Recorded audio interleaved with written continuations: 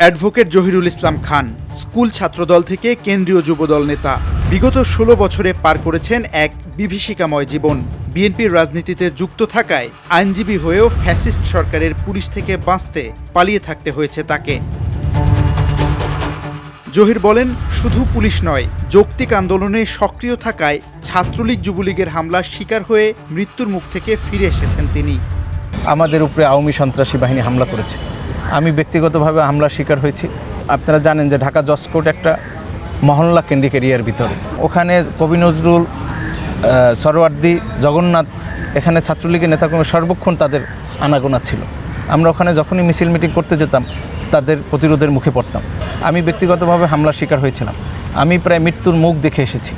ওরা প্রায় 15-20 জনে আমাকে ধরে মারতে ছিল। একজন গলায় টাই ছিল, আমার টাই ধরে টান দেওয়ার কারণে আমি শ্বাসরোধ হয়ে গেছি। তখন আমার অবস্থা দেখে আমার সিনিয়র ওমর ফারুকী স্যার, উনি আমাকে সেভ করতে গেলে উনিও হামলার শিকার হন। বিগত ফ্যাসিস্ট সরকারের আমলে নিদারুণ নির্মমতার মধ্য দিয়ে সময় পার করতে হয়েছে বিএনপি নেতাকর্মীদের। অ্যাডভোকেট জহির জানান, গায়েবী মামলায় বিএনপি নেতাকর্মীরা আইনের বেড়াজালে কারাগারে জীবন অতিবাহিত করেছেন।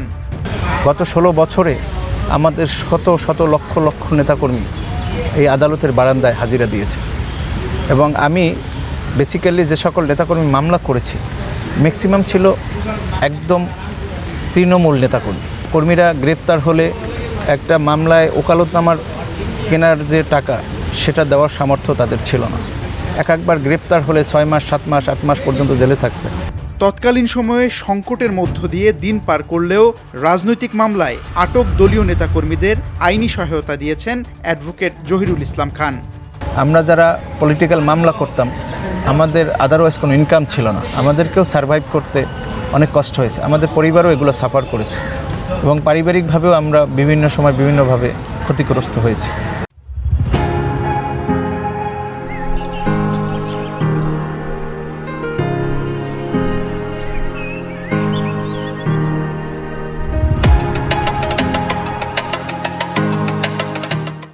জুলাই আন্দোলনে জীবনের মায়া ত্যাগ করে ভূমিকা রেখেছেন অ্যাডভোকেট জহিরুল ইসলাম। ছাত্রলীগ, যুবলীগ, আওয়ামী লীগ এবং পুলিশের ভয়ে ভীত না হয়ে কোর্টের বারান্দায় করেছেন ফ্যাসিস্ট বিরোধী মিছিল, হয়েছেন আওয়ামীপন্থী আইনজীবীদের হামলার শিকার।